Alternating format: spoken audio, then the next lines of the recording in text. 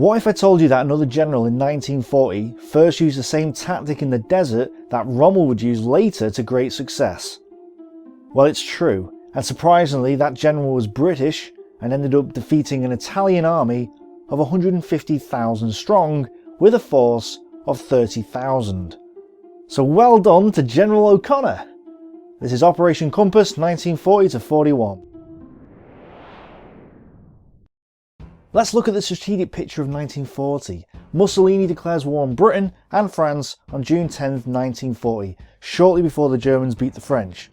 With Italy's colonies in East Africa isolated, Mussolini orders the Italian army in Libya to invade Egypt, which is a British colony. Egypt is vitally important to the British Empire in 1940. It is the link between the home islands, the Middle East and India.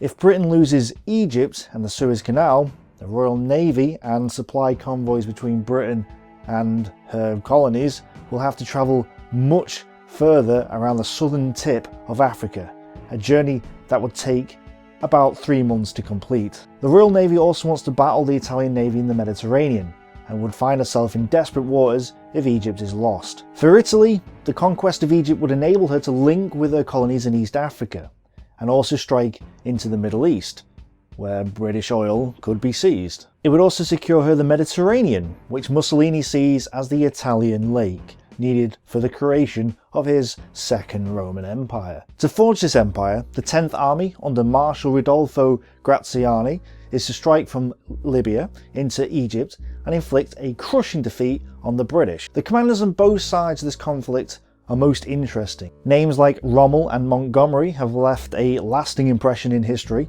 but the early commanders are almost unknown. Yet these commanders proved to be both the best and the worst at fighting a new type of warfare and shouldn't be forgotten. They set the stage for what was to come later and nurtured the formations that gained international fame, like the Desert Rats. Just to point out though that although 7th Armoured was known as the Desert Rats at this time, they didn't get this insignia shown here until 1944. But to distinguish the unit from others and for simplicity reasons, we'll keep it like this. The original commander of 10th Army was Commander-in-Chief Italo Balbo, who had marched on Rome with Mussolini and had helped build the Italian Royal Air Force, but was also shot down by his own anti-aircraft batteries. So with the death of Balbo, Marshal Graziani is placed in command of 10th Army. Known as the Butcher of Ethiopia, his orders saw the massacre of 30,000 Ethiopians in 1937. He was also the Italian general who helped create the Italian armoured warfare doctrine of 1938, known as the War of Rapid Decision. This doctrine promoted fast-moving combined arms warfare with the use of tanks, motorised infantry, paratroopers and regular units, and was gained from experience in the Spanish Civil War and Graziani's motorised and armoured thrusts in Ethiopia in 1937. Graziani had used armoured and motorised troops to good effect in Ethiopia. Would he use the same tactics again in North Africa though? Totalling 150,000 men in 10 divisions, the 10th Army outnumbers the British 5-1, with the 2 British divisions in the area, 7th Armoured and the 4th Indian Division, only totalling around 31,000 men. On paper, the Italians have the advantage, but Graziani knows that the 10th Army is completely unprepared to invade Egypt and needs at least a few months to prepare for this mammoth undertaking. He's therefore reluctant to follow his orders and delays for as long as he can to prepare his army for an offensive he doesn't believe can succeed. Graziani is summoned to Rome to explain himself to an enraged Mussolini. El Duce believes the British will be defeated by the Germans soon, as Operation Sea Lion and the invasion of the British Isles is being prepared. He thinks he might not have time to conquer all of Egypt, but he knows that a victory in the desert will give him a much more bargaining power at the conference table. He therefore tells Graziani that, "I am only asking you to attack the British forces facing you." Graziani thinks it's best to wait until the British are defeated at Sea Lion before attacking in Egypt, thinking their morale would collapse and victory would be assured. Of course, Sea Lion doesn't happen, but that was Graziani's hope. Effectively, Italy's strategy at this stage was to engage British forces. if that proves successful, maybe taking the Suez Canal and linking up with Italian forces in Ethiopia would be possible. There was no strategy really involved, it didn't go beyond that, and it shouldn't be surprising then that the British commanders took the initiative. Now there's two British commanders who stand out at this stage. You have General O'Connor of the Western Desert Force, basically in command of the units in Western Egypt, and you have General Archibald Wavell, Commander-in-Chief of the Middle East. So let's start with O'Connor. General O'Connor arrived from Palestine in June of 1940, shortly after Italy's declaration of war. Low-key, uncaring for publicity and gaining complete confidence in his men, it was O'Connor who set out to study the ground before him so thoroughly, venturing out personally towards Italian lines to the point that his junior commanders worried about his safety. He realised early on that logistics would make or break the campaign in the desert. Every drop of water or fuel, let alone every bullet, had to travel on roads and along a railway line which extended only to Mersa Matruh. He quickly came to the conclusion that supply trucks were vital, and at this stage in the war there simply weren't enough to go around to sustain his forces on the offensive. His plan at this stage was to hit the Italians with small attacks across the border, raiding several forts and towns just inside the Libya frontier. The aim of these raids is to bluff the Italians into thinking his force was larger than it actually is, and maybe cause them some reluctance to advance. In the first few days after the declaration of war, the 7th Hussars, a regiment of the 7th Armoured Division, crossed the Libya frontier and ambushed Italian convoys, bringing back prisoners and scouting out Italian positions. This period also sees the first tank-on-tank action of the North African campaign. 6 days after declaring war, an Italian armoured battalion moved from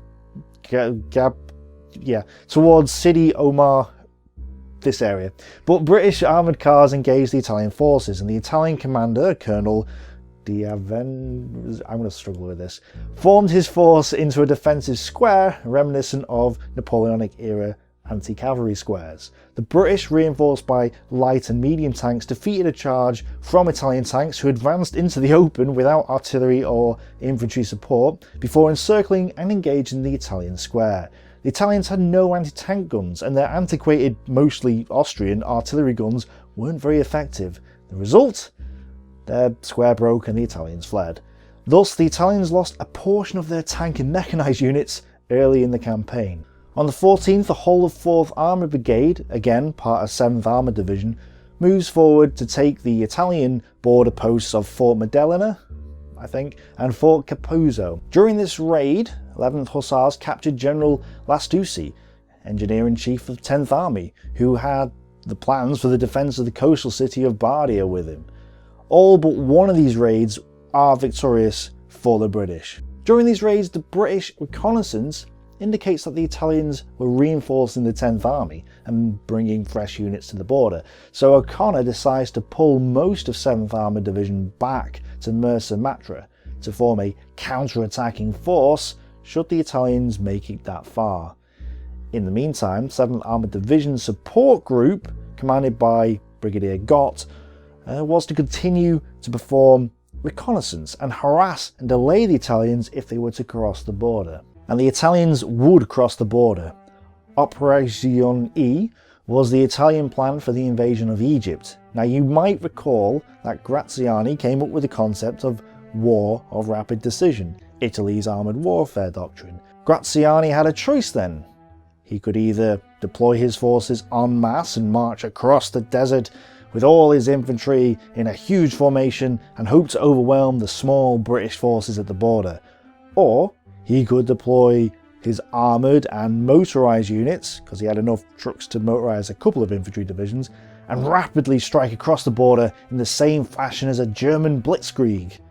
The benefit of this, of course, would be that his logistics wouldn't be as strained as they would be if he attacked en masse, because there's less fuel and less mouths to feed. And Graziani, having experienced successful use of motorised and armoured formations in the Ethiopian conflict, and being the person who had developed the doctrine of war rapid decision, decided to attack en masse. This decision is perhaps the most shocking of any made by the Italians up to this point, apart from declaring war in the first place. So the Italians organised their lines so that most of the medium tanks they had were grouped into one formation, the Maletti Group, named after its commander Maletti.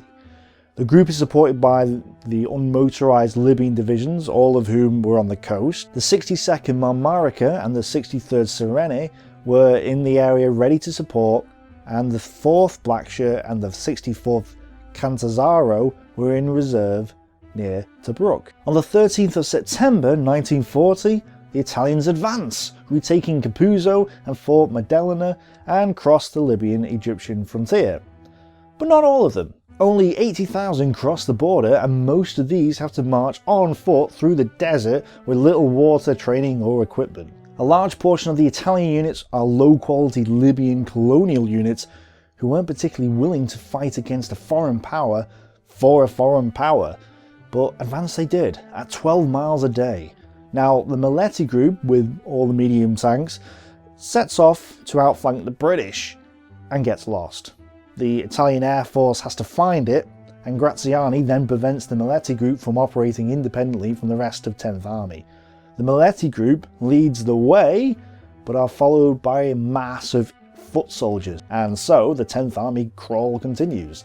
The British harass the Italians, causing serious losses as the Italians decide to advance in a column protected only by motorcyclists on the flanks. After 4 days, the Italians triumphantly march into Sidi Barrani, 50 miles into Egypt, where they have to stop. 50 miles? They can physically go no further. If they were to go forwards, the logistics chain wouldn't be able to keep up and they'd run out of supplies. Yeah, the Italian invasion of Egypt is stopped not by the British, but by the unpreparedness of the Italian forces and their inability to supply their men. Graziani can do little except for dig in. The 10th Army constructs a line of fortified camps in the desert running down 50 miles from the Mediterranean, and that is it. This is the grand conquest of Egypt by the Italians. O'Connor is annoyed that the Italians only got this far. We hoped he would try and advance to the neighbourhood of Matra, as we had prepared a full-dress counterstroke with all our armour. We worked this out on the ground, and I was greatly disappointed that he never came far enough to put it into execution. And now the waiting began. Both sides unable or unwilling to do anything but sit there and stare at each other.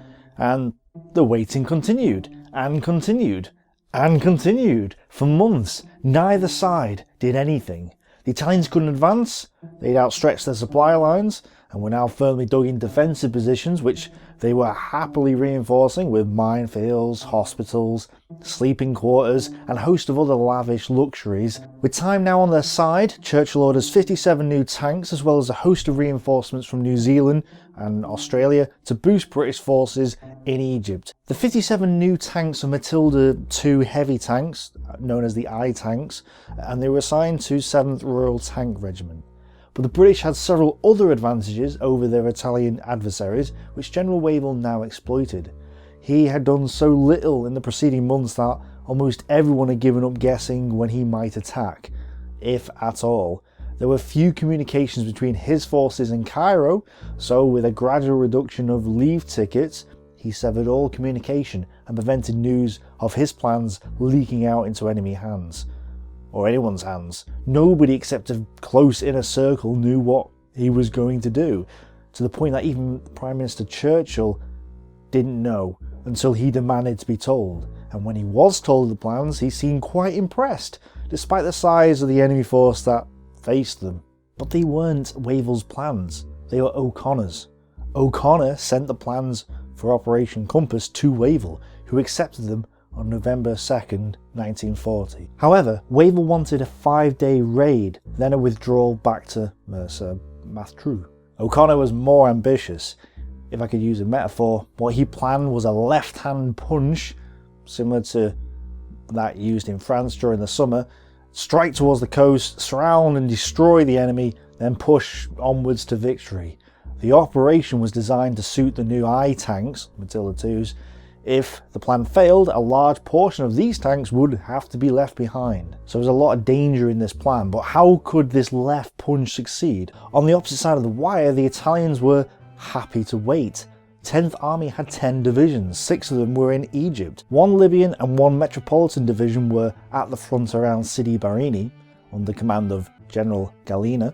At a camp at Nibiwa sat most of the Italian armour in 10th Army, and this was the ad hoc group known as the Maletti Group, after its commander General Maletti. The Italian armour mainly consisted of all the M11/39 tanks in Libya, as well as a few other models. Behind them all were 3 more divisions under Generals Bergonzoli, Berti and Amico. All these divisions were dug into the sands, protected by minefields and supported by hospitals, sleeping quarters and a host of other lavish camps. The generals hugged the coast, waiting for supplies to slowly trickle in, and waiting for the road linking Solom to Sidi Barrani to be finished. 6 Italian divisions, 100,000 men. Facing that force are 2 British divisions, little over 30,000 men in total, but despite the numerical superiority, O'Connor notices that the Italians are making several mistakes. The Italians believe that the British were solely on the defensive, like they had been in France. Their intelligence gathering also lacked accuracy, meaning that they had absolutely no idea about what their enemy was doing. They weren't patrolling as often as the British, who constantly moved into the desert to scout out Italian positions. The result is that the British are well aware of the disposition of the Italian forces. Scouts who go into the area between Nibiwa and Sofafi make no contact with the enemy. No contact. There's a gap in the lines. So on the 7th of December 1940, the British begin to move. The British forces move from Mersa Matra and strike into the Sofafi-Nibiwa gap. 7th Armoured forms the spearhead of the attack, followed by 4th Indian Division, and their plan is to cut north, reach the coast at Buk and cut the Italian troops in 2. Indian troops were reinforced by the tanks of 7th Armoured. Happy to take part in what was deemed a novel operation, the Indians were confident and enthusiastic after their training exercises. Along the coast, a force known as the Selby Force, formed by garrison units and borrowing tanks from 7th Armoured, aims to strike at Maktila. Italian intelligence was accurate on the 8th at least, spotting the throng of British vehicles in the desert, but the Italians came to the wrong conclusion that the British were reinforcing a defence. The British official history states that the British attempt at strategic deception was therefore successful. On the 8th of December they enter the gap, and with the new infantry tanks they'd only just received, on the 9th the battle begins as they slice into the rear of the Italian camp at Nibiwa. The British are at the rear of the Nibiwa camp by around 7 AM. This area wasn't mined, like the front of the camp was, and so after a quick artillery bombardment from the south, the Matildas roll into the northwest corner of the camp at 7:15. The entire Italian armoured force is caught warming their engines up at breakfast and essentially wiped out in minutes by the Matilda tanks, who rolled further into the camp.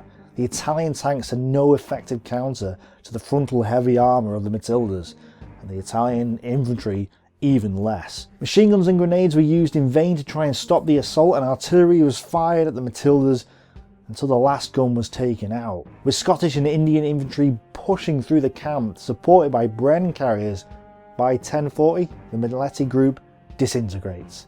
Maletti himself is killed firing a machine gun whilst wearing his pyjamas, and 2,000 Italian and Libyan prisoners are taken at Nibiwa alone, and the Italians in Libya are left without any of their M11-39 tanks at all. To the north, Maktila is assaulted by the Selby force, but not before a quick and heavy bombardment from the Royal Navy by the gunboat Aphis and the monitor HMS Terror.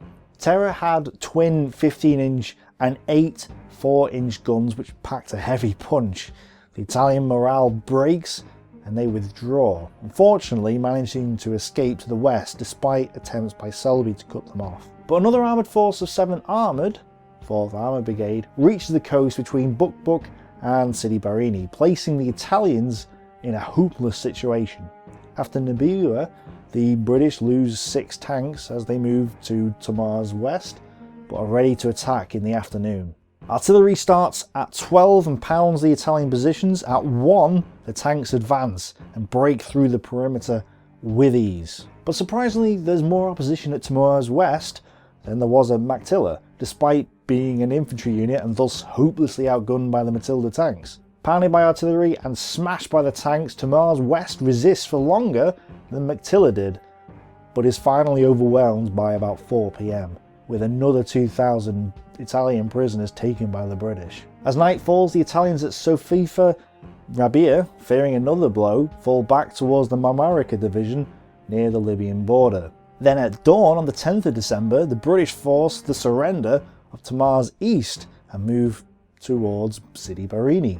Sidi Barrani is bombarded by the Lady Bird gunboat to further pummel the Italians into submission, which helped break down Italian morale. Another camp surrenders and Sidi Barrani is captured before night falls on the 10th, leaving just 1st and 2nd Libyan divisions and the 4th Blackshirt division trapped between Sidi Barrani and the Selby force.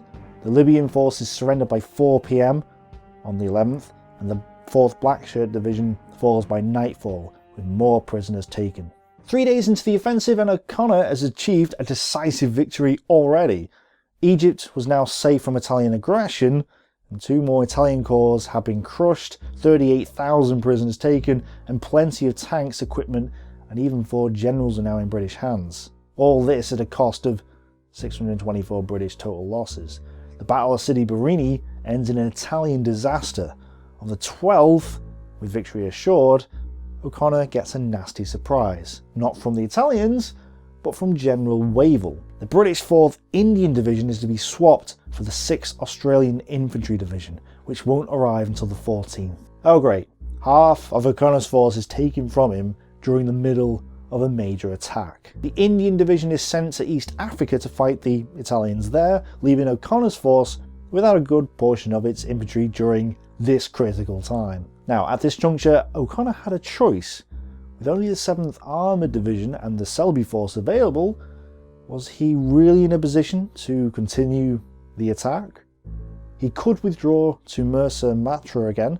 After all, his ammunition supplies would only give him a few more days worth of heavy fighting, and he didn't have the tanks to mount a major campaign in the desert. But if he did withdraw, that would give the initiative back to the Italians, who, on paper at least, still outnumbered him massively, with a few fresh divisions mixed in as well. No, he was determined to pursue the Italians, and so the British advanced. Unfortunately, the loss of nearly half the British units gave Graziani time to reinforce his defences at Bardia.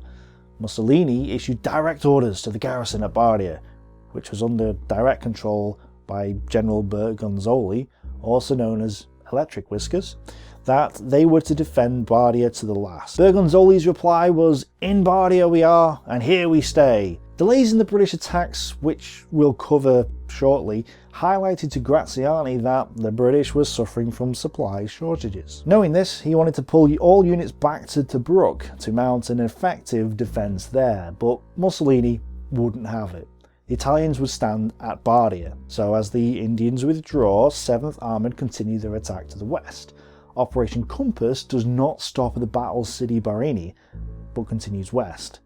And the dynamics change. It's no longer a set-piece battle, and O'Connor couldn't plan this far ahead. Yet O'Connor would prove once again just how good a commander he was. 7th Armoured reaches Buk, where the Cantazaro division blunts their movement with heavy artillery fire, but it's only a slight setback. The Italians are simply outflanked from both sides and forced to flee once more, with British tanks mopping up stragglers as they go.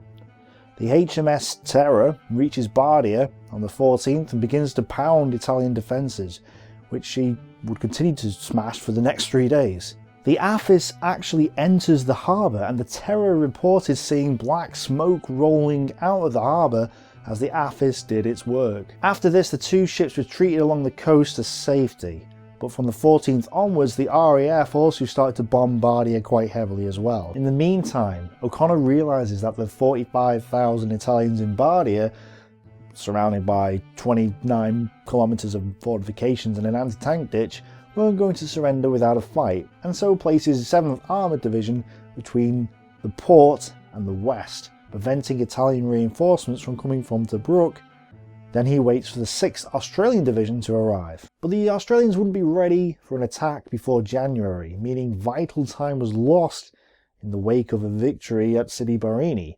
This all stems from Wavell's decision to withdraw the 4th Indian Division, which he had to send to fight in Ethiopia. The Australians weren't equipped, were inexperienced at this point, and were only allowed to fire 1 practice round before being sent off into action. They would prove themselves in the coming battles, but at the time they were simply not prepared for battle. Equipment slowly trickled in, especially after the port of Solent was captured on the 16th of December, but Solent wasn't a major harbour, and despite the addition of 80 captured Italian trucks to help the supply situation, the British knew they couldn't fully support the Australians at this time. Water was a huge problem, and the Terror, as well as the other Royal Navy ships, had to deliver water straight to Solent in order to alleviate the shortage. And water would remain scarce until sources at Buk, Sidi Barrani and Fort Capuzzo were established. This allowed more reinforcements to enter the area, which meant the attack on Bardia could begin soonish. Australian Major General Ivan Giffard Mackay arrived in the Solent area on the 21st and set about studying the ground. The 16th Australian Infantry Brigade took up positions to the west of Bardia, south of the Bardia-Tobruk road. They patrolled the area and examined the Italian fortifications under occasional fire from Italian guns. The Italians, though, didn't mount their own patrols, although they were a bit more sensitive of the 17th Australian Infantry Brigade, who took up positions to the south of Bardia. It seemed to Mackay that the main defences seemed to be in the south, which they were, and it was understood now that 5 Italian divisions were in Bardia at this time, versus 1 Australian division and a little tank support from the British. Mackay therefore decided to mount his attack on the western side of Bardia, and thinking that a breakthrough here would cut the defences in half and isolate the Italian guns. The ground was also good for the Matilda tanks, as it placed them on open ground on a slight rise which would maximise observation. The only issue would be that the anti-tank ditches and mines would have to be cleared for the tanks in advance, so the Australian infantry would have to go in first. At R5 on 3rd of January 1941, the attack on Bardia began with a concentrated artillery bombardment of half a mile of Italian defences immediately in front of the Australian 16th Brigade. Advancing 1,000 yards, engineers blew holes in the wire with bangalores and secured positions across the anti-tank ditch. Using trench tools, they created 2 crossing places for the tanks and removed a good chunk of the mines in the area, all within an hour of the attack. At 7 AM, the Matildas rolled forwards. Sporadic fighting began with tanks leading infantry and infantry leading tanks, depending on the situation. It included a small counterattack by 6 Italian tanks, but leading elements reached the Bardia-Capuzzo road, and the 16th Brigade claimed to secure most of its objectives by 8:30 on day 1. A short but heavy naval bombardment began at 8:10, with the warships Warspite, Valiant and Bardam, supported by 7 destroyers, blasting the northern area of the Bardia defences. The Terror and more gunboats kept up the stream of fire for several hours, but by this point 8,000 prisoners had been taken. 8,000! The Australian casualties were nowhere near that, although they did lose a couple of platoons of infantry and some Crusader tanks. At 11:30, the 17th Australian Infantry Brigade attacked the southern part of the Bardia defences. Now, this attack didn't go quite as well as that in the north, with accurate Italian artillery fire pinning the troops to the sand, and progress was overall slow. However, progress was made, and by the end of the day, they'd reached the switch line. On the second day, the 19th Australian Infantry Brigade moved up behind the 16th and advanced into the perimeter. Their attack was so rapid that the Italians didn't even have time to destroy the port facilities, and by the end of the day, thousands of Italian prisoners were taken. And the only areas of resistance left were in the north and southern areas of the battlefield, which were quickly overrun on the 3rd and final day. In 3 days, over 40,000 Italians were either killed, wounded, missing or captured, although General Bergonzoli managed to escape with around 120 men. The Australians lose less than 500 men. Yeah, the Australians dealt 80 times as many casualties to the Italians as the Italians did to them. Unbelievable. Even before the fall of Bardia, 7th Armoured was on the move. Unopposed, they reached El Adam by the 5th and were moving to cut Tobruk off at the coast, which they completed by the 9th. The Australians came up later, but the same thing happens again. Supply becomes an issue. The British have to battle sandstorms and use captured trucks in order to get supplies through to the Tobruk area. This delayed the start of the attack on Tobruk for a couple of weeks, allowing the 25,000-man Italian garrison to dig in. General Pitassi Manella commanded Tobruk. Surrounded and with their positions known to the British, Manella could do little but hope to hold the British at Tobruk for reinforcements to arrive from the west. The 61st Citrus Division, 2 additional battalions and a handful of tanks was all he had to hold the port. So basically, he had half the number of men that Bergonzoli had at Bardia and was expected to hold a front twice as long. But the British had their own problems. They needed to capture Tobruk harbour intact before the Italians could destroy the facilities. Otherwise, supply would become a huge issue. Mackay was once again in charge of the attack on Tobruk, with his Australians and Matilda tanks ready to move. It was going to be a similar sort of attack to that of Bardia, and it was feared that the Italians would be better prepared for the attack, because they'd know what was going to happen. Worse, 7th Armoured had only 69 Crusader tanks and around 120 light tanks left with which to advance once Tobruk had fallen, which was concerning considering the Italians had more forces in the Derna and Machili areas. The latter had an armoured force of unknown strength. But there was no choice. An attack was to be made on Tobruk, and once it fell, 7th Armoured was to advance westwards. It was now just a matter of how well the Italians did at defending themselves. In the early morning of the 21st of January, Wellerton bombers dropped their payloads onto the Tobruk area. The Terror and 2 gunboats bombarded the inner defences as the Royal Navy prepared to take on the Italian San Giorgio cruiser that waited in the harbour. At 5:40, artillery pounded the Italian positions in the southeastern part of the Italian lines, and the Australian infantry went forwards. Once again, engineers cleared the way, and the Matildas were behind enemy lines within an hour. There was now a mile-wide gap in the lines, and the Australians were tackling numerous Italian positions, some which resisted really well, others that didn't. In the afternoon, to the left of the breakthrough, an artillery barrage and a counterattack by Italian infantry supported by 7 tanks hit an Australian battalion, but were repulsed quickly. Throughout the day, the RAF strafed enemy positions in the area, and by nightfall the forts of Solaro and Pilastrino were taken. Mackay ordered a halt to the day's fighting, but when the attacks resumed the next day, they were greeted by thousands of Italian prisoners. 61st Surrey Division surrendered, with its commander, Major General Mora, and the garrison of Tobruk, including Admiral Vitina, and the Italian naval units there surrendered also. 25,000 prisoners were taken for just 400 Allied casualties.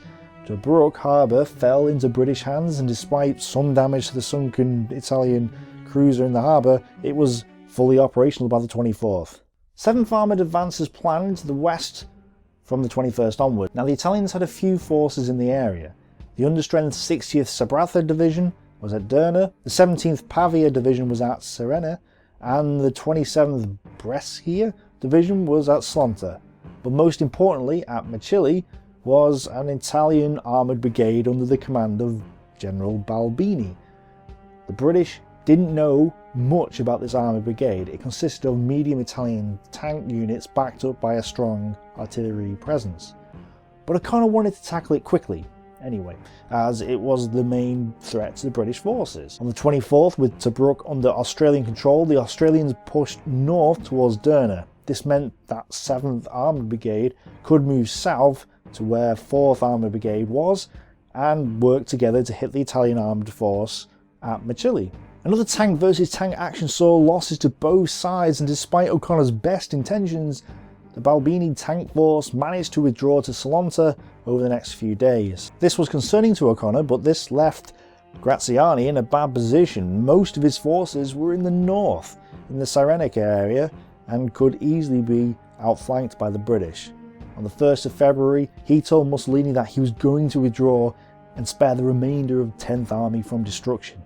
This was a sound move, as the British had only 50 tanks left at this point and would suffer from supply issues if they advanced too far into Libya. This would then leave the Italians in a better position to counterattack later.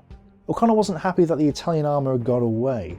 Resistance was strong moving north from Chile, and he knew the Italians were now concentrated, giving them the best possibilities of blunting his attacks. But he also saw a great opportunity present itself. The plan he came up with was to continue to pursue the Italians with the Australian division, -1 brigade, while 7th Armoured, with that other Australian brigade, would move across the desert to Massus. From Massus he could either strike north to Benghazi, or, if the Italians moved south to withdraw completely, he could cut them off at the coast. All it required was reinforcements from 2nd Armoured Division, which were expected to arrive by the 9th of February, and the stockpiling of supplies to last his forces the 150 miles through desert not previously moved over at all. He therefore submitted his plans to General Wavell on the 31st of January, and Wavell accepted them the next day. By February 2nd though, reports started coming in that the Italians were retreating quicker than expected, with movement from Berta to Bars being detected by the RAF. O'Connor realised that the Italians were withdrawing on a much larger scale than he'd hoped a few days earlier, and now faced a dilemma. He could continue to wait for reinforcements and supplies, or he could launch his Massus advance now with the delicate forces he had at hand. He knew he could restock the 7th Armoured by the 4th and supply it with an additional convoy a few days later, but he also knew that if this wasn't enough to get him across 150 miles and fight the Italians, then 7th Armoured would be doomed. O'Connor accepted the consequences and launched his attack, and straight away it bogged down. The first 50 miles of desert was littered with rocks and steep wadis, but by the afternoon of the 4th, part of the division actually reached Massus. By the 5th, 7th Armoured was east of Massus and ready to begin a move to the coast. To the north, the Australians reached Cyrenaica by the evening of the 4th and pressed forwards to Benghazi by the evening of the 5th. The Italians had already withdrawn past Benghazi and were now clearly heading to the south towards El Agheila. Now, O'Connor's forces were racing at all different speeds. He therefore ordered that a force of wheeled units should advance ahead of the main force to cut the enemy's path of retreat. He also decided not to aim towards Saluk, but to go towards Anteldat, which was southwest of Massus. On the 5th, the wheeled force, commanded by Lieutenant Colonel Combe, and was thus known as the Combe Force, reached in the morning. Patrols spotted the Italian column moving south down the road near Beda Fomm, and British anti-tank guns blasted the Italians, causing confusion. And part of Combe's force established itself on the main road by around about 12 noon. The Italians reached this point at 12:30, meaning the British had only just beaten the Italians to this point by a mere 30 minutes. Nevertheless, the Combe force fought off repeated Italian attempts to break through their position, despite the fact that Combe only had a very small unit at his disposal. The Italian columns kept piling up and their attempts to break out went in piecemeal, which meant the British were able to repulse them individually. By mid-afternoon, 4th Armoured, which had been given most of the tank units to 7th Armoured Brigade to strengthen it up as much as possible, moved from Antelet towards Beda Fomm. They slammed into the flank of the Italian forces in 2 places. The Italians were caught in place, and by dusk a large portion of the road was blocked by destroyed Italian vehicles. These were the general positions of the units in the morning of the 6th of February 1940. 7th Armoured Brigade was at Antelat. The support group was engaging the fort at this one. Not even attempt that. Combes' force was in the south near Sidi Salah, and 4th Armoured was at Beda Fomm. 4th Armoured consisted of the 2nd Royal Tank Regiment, which was on the Pimple, a hillock to the south and had 19 cruisers and 7 light tanks. The 7th Hussars had just 1 cruiser and 20 light tanks and was located slightly further north. 1st Royal Tank Regiment with 11 cruisers was back at Massus in desperate need of refuelling.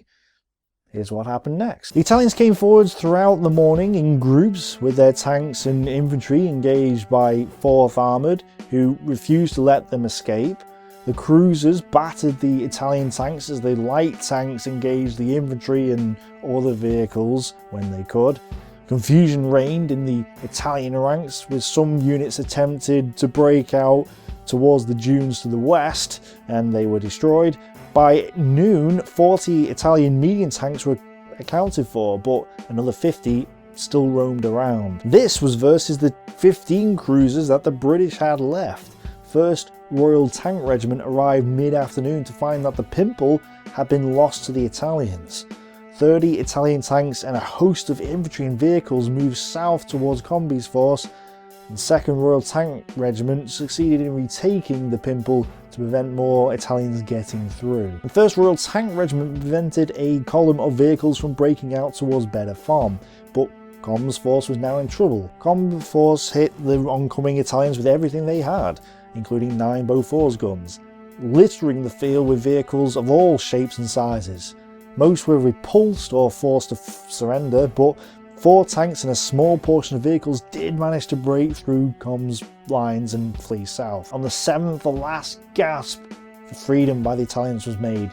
30 tanks and a bunch more infantry moved south to Comm's force. Firing at point-blank range, the anti-tank guns destroyed tank after tank, and somehow the force held the line, but it was a real close call. Italian white flags started to appear, and by about 9 AM it was all over. 25,000 Italians were captured. Bergonzoli, General Tellera, newly appointed commander of 10th Army, and pretty much the whole of the 10th Army were now prisoners of war. And that was just at Beda Fomm. If we look at the entire campaign so far, we can see that the British and Commonwealth forces achieved a stunning victory. 130,000 Italians were captured, 180 medium tanks were destroyed, as were 200 light tanks, and 845 field guns were captured and destroyed too. 10 enemy divisions were wiped out for the loss of 500 killed, 1,300 wounded, and 55 missing. O'Connor had achieved nothing short of a decisive victory. Egypt was safe, the Italians were thoroughly beaten in North Africa, and the situation looked stable. Not bad for an operation that was mounted at first as a raid. Armies in battles make mistakes. The British made plenty of mistakes during Compass. Lessons were learned about using wireless to reduce the problems of command over a large battlefield. The major setback of the campaign was the withdrawal of the 4th Indian, which was a surprise and a shock to O'Connor, who didn't know about the transfer. O'Connor was of the opinion that nobody expected a British victory in the Western Desert, and when it came, they weren't willing to alter the plans, with the result that surprise was lost. This loss of surprise can be blamed on General Wavell, who was in command of all forces in the Middle East, but ultimately the British won, and so the question is, why did the Italians lose when they were technically superior on paper? There are 2 arguments for the Italian failure. The first is mainly that the Italians were unprepared and didn't have the stomach for fighting. British official history concludes the higher Italian commanders had little or no idea of fighting a battle in desert conditions, and that the whole of the junior leaders and men were apt to lose heart very quickly. Italian intelligence was often exaggerated and ignored. They didn't patrol, and they relied heavily on colonial troops who simply didn't want to be there, let alone fight. The equipment the Italians had was obsolete. They actually had 54 types of artillery pieces, a good chunk of which were from World War I, and many were vastly out of date, which increased the already strained logistical issues that they had, because they had to ship so many different types of shells through the desert for all the different types of guns. Their tanks were awful, the argument goes. They simply weren't capable of facing British tanks, especially the Matilda tanks, and so were overwhelmed. Many books on this subject, especially the British ones, come to the conclusion that the Italian army in 1940-41 was a complete joke. But this isn't entirely the case. In fact, the reason for the poor intelligence was because the Italian infantry, ill-trained and led by poorly trained officers, wasn't prepared for war. And that's not a reflection of the Italians, but a reflection of the fact that Mussolini sent his nation to war when it simply wasn't ready for it. So this argument, which can be summed up by saying the Italians weren't prepared for war, is one of the arguments for the failure of the Italians during Compass. The second argument is that Graziani was responsible for the Italian failure. Graziani had experienced in Ethiopia. He had developed the War of Rapid Decision, Italy's armoured warfare doctrine.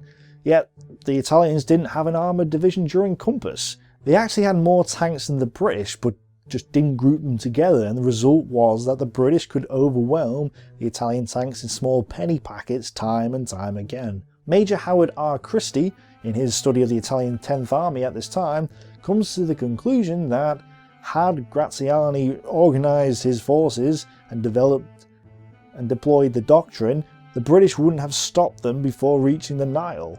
The primary reason that the Italians lost in this battle wasn't because the Italians were cowards or because of a lack of equipment or anything else. It was mainly because Graziani decided to conquer Egypt with an infantry mass rather than reform his force into a modern mobile armoured group. That is the reason they failed. No one can excuse Graziani, it was he that led his army to disaster. So what do you think? Was it more that the Italians were ill prepared for war, or was it entirely Graziani's fault? Let me know in the comments below. The reality is that the reason the British were able to overwhelm the Italian tanks was because in most cases they outnumbered them. Yes, the Matilda was a special case, but the rest of the British tanks were similar to the Italian ones at this stage of the war. In the tank-on-tank engagements in the first few days of the war, the Italians didn't come off that much worse than the British. The reason they lost out was because they were deployed in small groups and overwhelmed by concentrated British tank attacks. The Matilda was also incredibly powerful, but they didn't appear until Operation Compass began. They weren't around during the Operation E period. The reason Italy failed to defeat the British prior to Compass was because Graziani didn't reorganise his forces and integrate his own armoured warfare doctrine that he had come up with. If he had concentrated his armoured forces and motorised his infantry, which he could have done, it may have been a different story. Graziani must take the majority of the blame for the failure of the Italian army during this stage of the campaign. Of course, praise should also go to Generals Wavell, O'Connor and the Australian commander Mackay for their role in breaking the sieges of Bardia and Tobruk and taking thousands of Italian prisoners. These three generals, as well as the well-trained men they led, were the reason Operation Compass succeeded. Here are the books I've used for this documentary, and at first glance it doesn't seem to be a big list. Well, actually this is a good portion of the books written on Compass. Like everyone and their mother has written about El Alamein, but nobody seems to care about Compass. So if you have any recommendations for books in this battle, please let us know in the comments below. I'm interested to see what you come up with. O'Connor stated later that his plan for Sidi Barrani was sound, a bit complicated perhaps. He clearly hasn't seen the plan for Operation Market Garden, which you can see here. Now that was complicated. Actually, he did see the plans, as he was commander of the 8th Corps, which protected the flank of 30 Corps during Operation Market Garden. We'll no doubt be coming back to revisit O'Connor in the future, so if you add me on Twitter, @TIKhistory, you'll get constant updates on when I'm going to upload new episodes and glimpses of the things I'm working on behind the scenes. Thanks for watching, thanks for subscribing, bye for now.